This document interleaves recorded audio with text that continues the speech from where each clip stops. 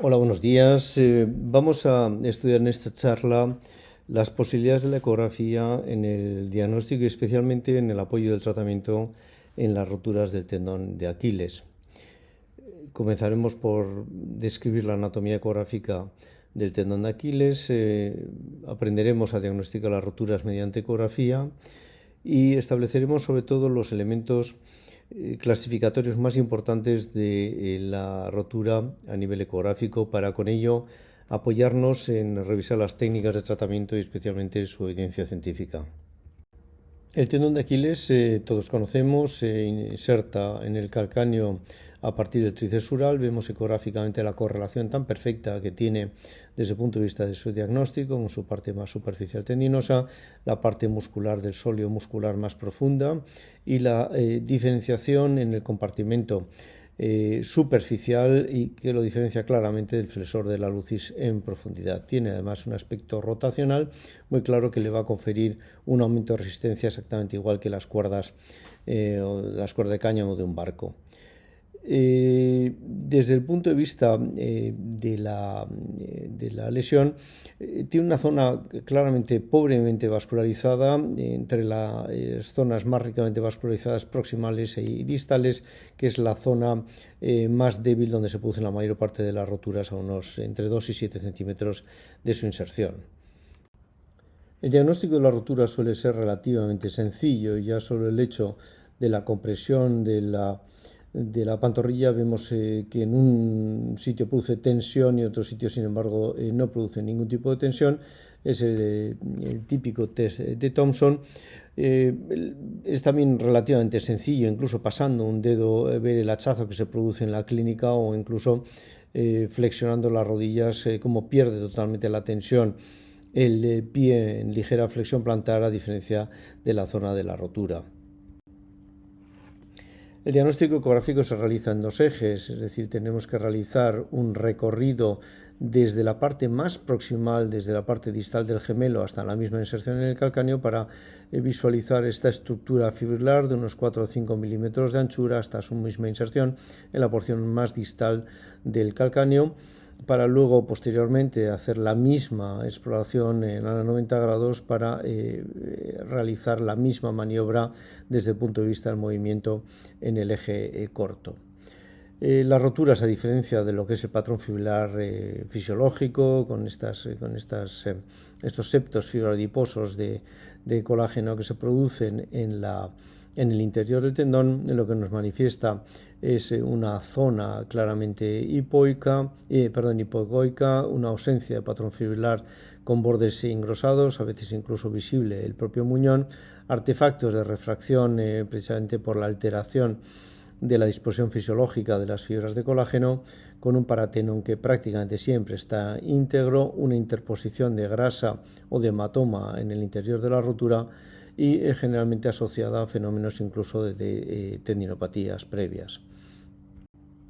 Un elemento que nos puede llevar a confusión, especialmente el diagnóstico ecográfico, es la migración que se produce del plantar hacia la zona central, un tendón plantar que se mantiene prácticamente siempre íntegro y que en función de su grosor puede llevar a producir cierta sensación de que existen ciertas fibras y que se trata de una rotura parcial cuando es una rotura completa. Hay que tener en cuenta mucho este mecanismo porque incluso en flexo-extensión del tobillo vamos a poder ver cierto movimiento fibrilar que corresponde precisamente a estas fibras del plantar íntegras. Desde el punto de vista ecográfico, otro hallazgo también muy frecuente es la propia interposición de la grasa de Käger. Al romperse toda la estructura tendinosa se puede interponer material graso en el interior de la rotura que nos puede hacer confundir, especialmente en imágenes estáticas. Esto se corrige fácilmente haciendo estudios dinámicos donde se va a poder ver mucho más clara la propia rotura. Vemos en movimiento dinámico como incluso en zonas más proximales vemos cómo se separan claramente los muñones. Esto se puede hacer con o sin anestesia, pero el diagnóstico, insisto, ecográfico de la rotura es francamente sencillo. Desde el punto de vista de la ecografía nos importan ciertos hallazgos. La primera es la estructura, la ecoestructura del propio tendón. Hay que tener en cuenta que en un estudio histológico de 152 roturas de tendón de Aquiles de hace muchos años se vio que el 72% estaban asociadas a tendinopatías previas con o sin dolor. De hecho, el dolor no tiene por qué ir acompañando a esta tendinopatía en casos de roturas de tendón de Aquiles. Vemos en estos casos el engrosamiento tendinoso muy marcado y generalmente incluso alteraciones ecoestructurales en el interior del propio tendón de Aquiles.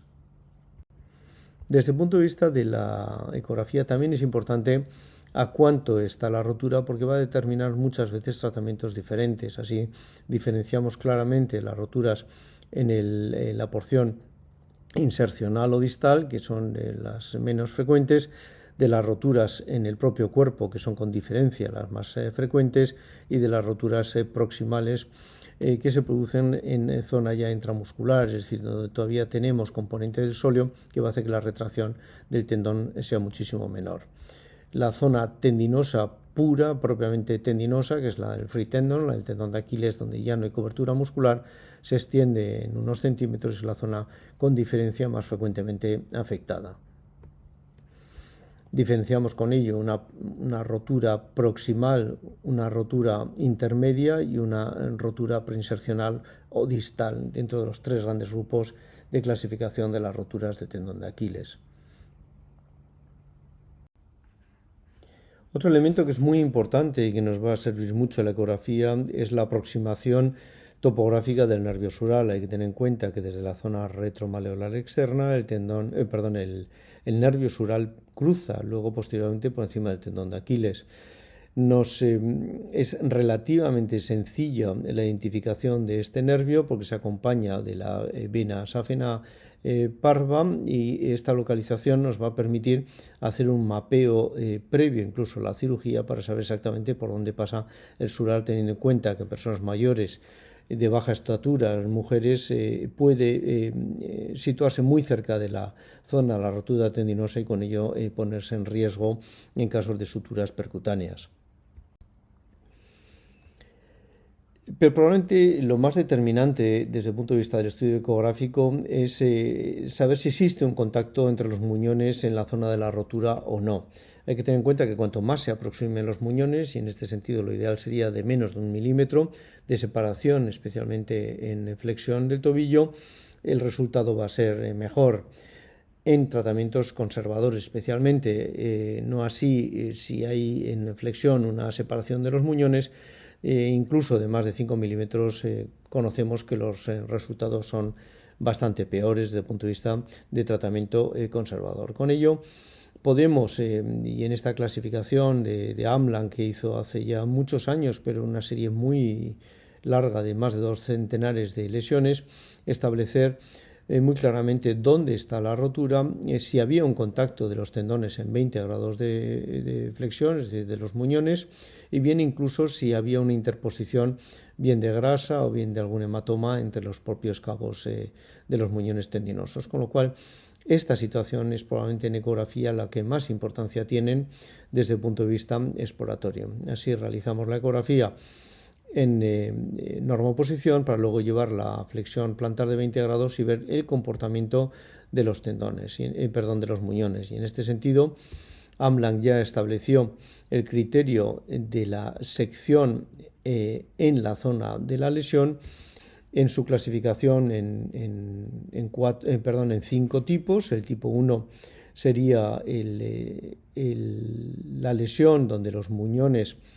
están relativamente apuestos con un contacto de más de un 70% en flexión plantar, como vemos en este caso, donde el pronóstico lógicamente es relativamente mejor. El tipo 2 serían aquellas roturas completas donde se aproximan los muñones, no llegan a contactar en más del 70%, es decir, en este segundo tipo el contacto es aproximadamente de la mitad, entre el 30 y el 70%, en flexión plantar con pronóstico también un poco peor, pero lógicamente con una buena respuesta a un posible tratamiento conservador. El tipo 3 sería ya aquellos donde no hay prácticamente contacto, hay una clara resistencia entre los muñones, como vemos en este caso, este muñón claramente separado de este muñón que sea más filiforme, mucho más delgado y con una separación francamente importante. Aquí entendemos que el contacto de los muñones es muy pequeño y el pronóstico en este caso en tratamientos conservadores sería claramente peor. El tipo 4 ya son roturas incluso de mucho mejor pronóstico porque son roturas que se producen todavía en zonas donde el sóleo aporta claramente musculatura y son roturas que salvo que se hagan exploraciones dinámicas prácticamente ni las vamos a ver, no tienen prácticamente retracción dado que la musculatura todavía mantiene el tendón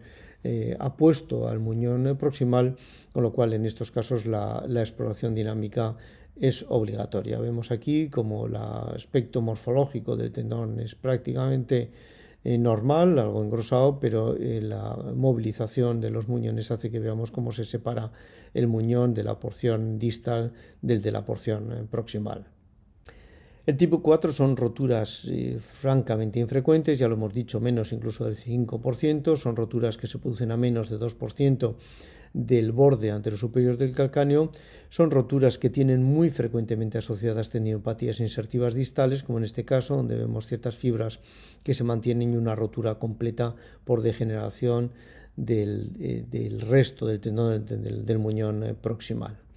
Son roturas además difíciles de realizar una sutura término-terminal y aquí en estos casos tendemos más a hacer una refijación ya transósea en la zona distal si procede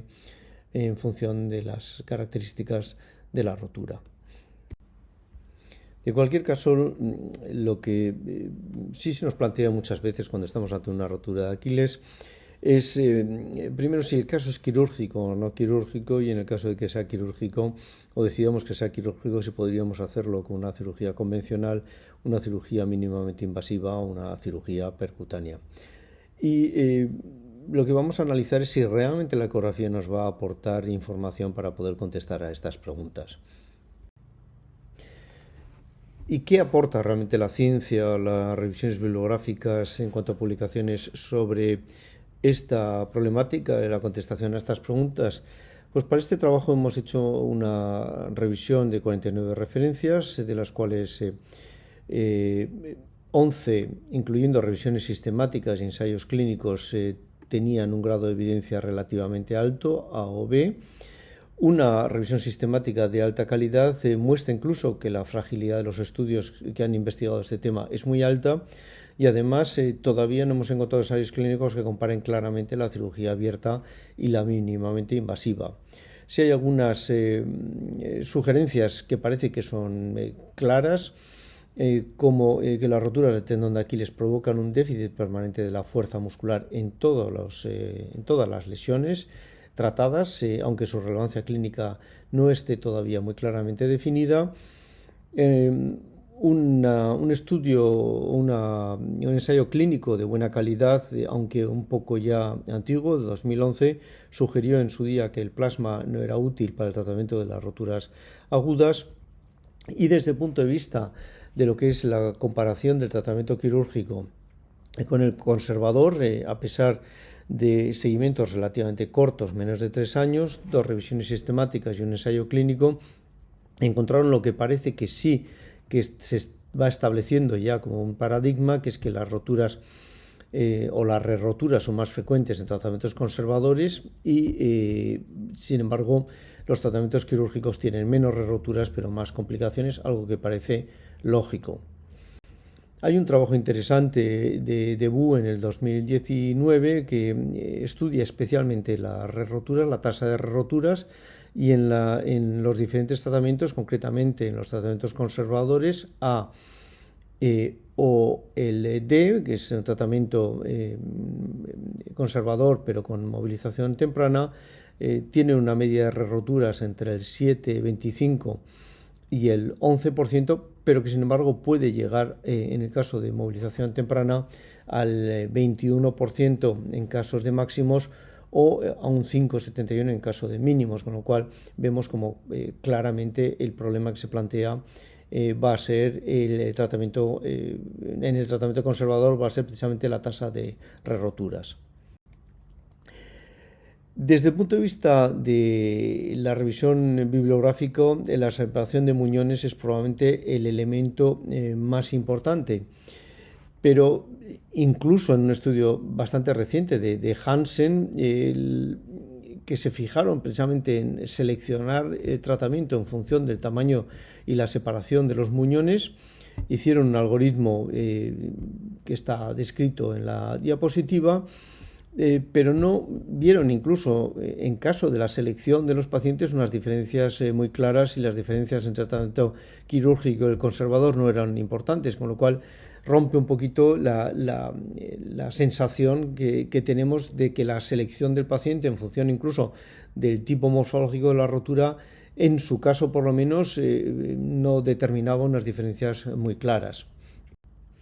Más detalles de esta revisión bibliográfica. En el largo plazo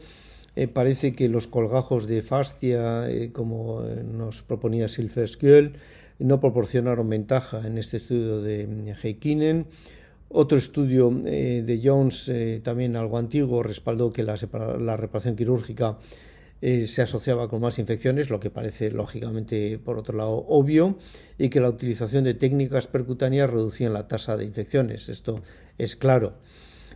Sí parece que tiene importancia la utilización del material quirúrgico, en el sentido que las roturas de las suturas reabsorbibles tienen menos complicaciones que las suturas no reabsorbibles. Y por último, que la reparación percutánea, y este sí es un dato muy documentado, muy frecuente en las diferentes publicaciones,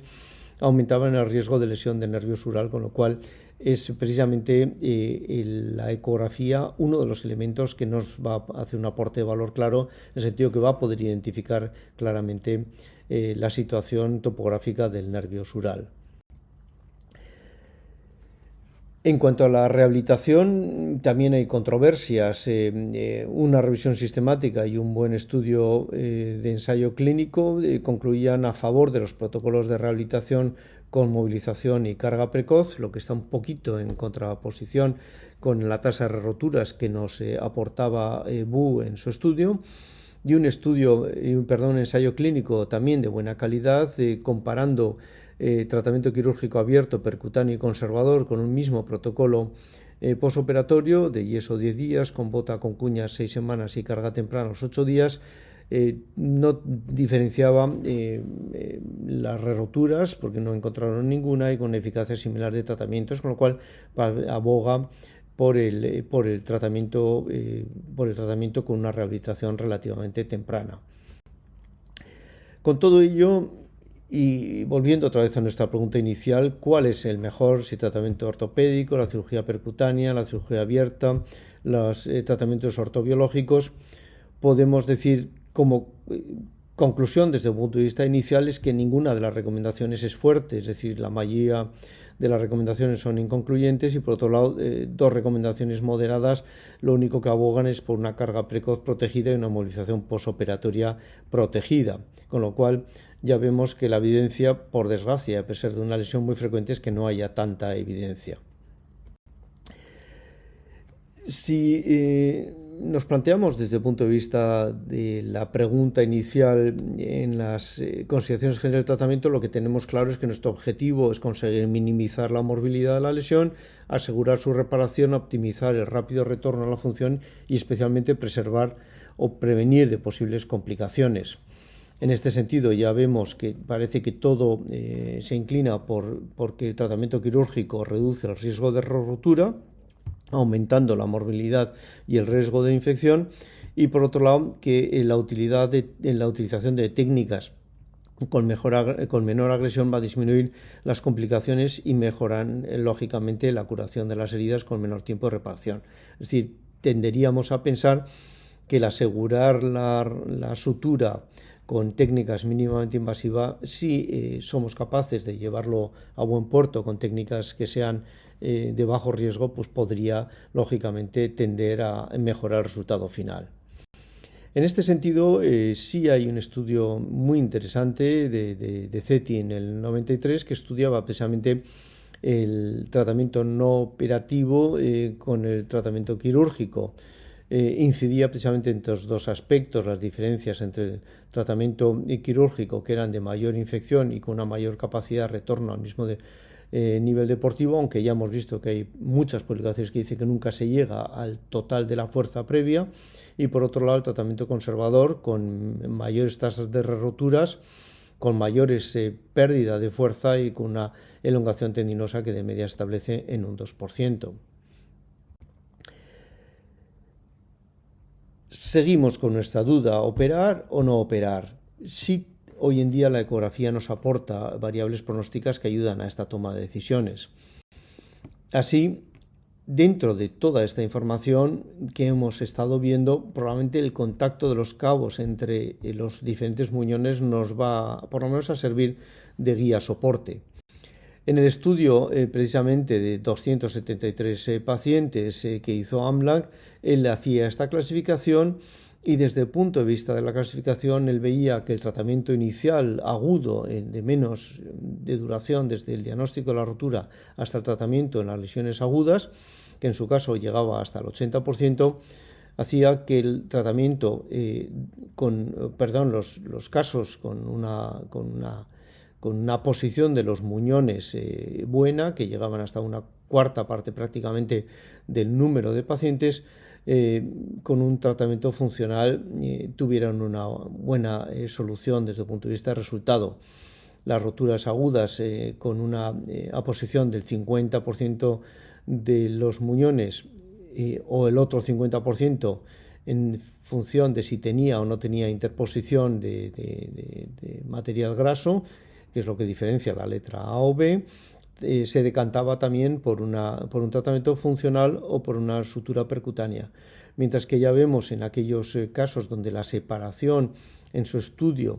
de los muñones con una ausencia de contacto en flexión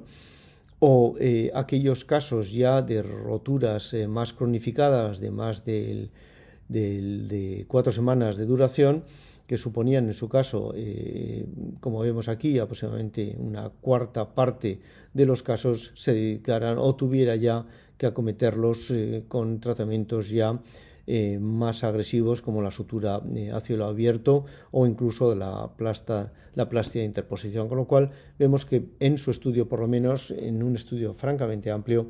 él le daba mucha importancia al grado de contacto de los muñones y especialmente al tratamiento lo más precoz posible.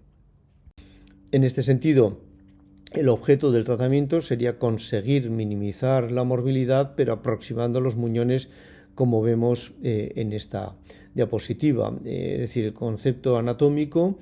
desde el punto de vista, entendiendo lo que es, estamos hablando de un tendón que desliza y que se mueve dentro de un compartimento cerrado, que es el compartimento externo, con lo cual uno de los elementos más importantes sería permitir esta movilidad del tendón en relación con su propia fascia que cubre este compartimento superficial. El concepto mecánico, donde los extremos deben estar aproximados para que cicatricen sin elongación, que es una de las grandes complicaciones del tratamiento conservador. Y por último, el concepto biológico, que es preservar al máximo el proceso reparativo iniciado en la rotura desde la lesión. Las suturas ecoguiadas nos van a permitir aproximar y unir los muñones, con lo cual damos respuesta a esta duda biológica, porque no utilizamos abordajes quirúrgicos. Por otro lado, también la biología se ve claramente favorecida porque disminuye la desvascularización y preserva el hematoma, mientras que la respuesta mecánica nos va a hacer que estas reparaciones mínimamente invasivas nos vayan a permitir la movilización temprana, y esto nos va a favorecer además la alineación de las propias fibras de colágeno. Con lo cual, y desde el punto de vista de las recomendaciones de cirugías mínimamente invasivas, el primer elemento más importante de la ecografía que aporta valor va a ser la localización del recorrido del nervio sural. Lo podemos realizar muy fácilmente con ecografía y marcar nuestra situación del propio nervio. El segundo, intentar mantener la integridad del compartimento. Yo preferimos lo que son las suturas a lo largo del eje largo del propio tendón, intentando hacer la sutura dentro del propio tendón y no tanto uniendo transversalmente el tendón con su cobertura fascial, precisamente porque evita con ello el deslizamiento del propio tendón en su compartimento. Por otro lado, sí tenemos una clara recomendación en caso de cirugía mínimamente agresiva de un control ecográfico directo para el paso de las suturas proximales por dos motivos. Primero, porque son las que más van a interferir con el nervio sural y por otro lado porque aquí ya la aponeurosis o la estructura tendinosa se va a ir adelgazando de manera muy clara, con lo cual si no el riesgo que tenemos es posicionar nuestra sutura a través de la musculatura sólea y no tanto de la aponeurosis gemelar. Vemos en este sentido como nuestra idea siempre es intentar meter o introducir las suturas en el interior del propio tendón, y eso lo podemos comprobar muy bien en el eje corto del estudio ecográfico.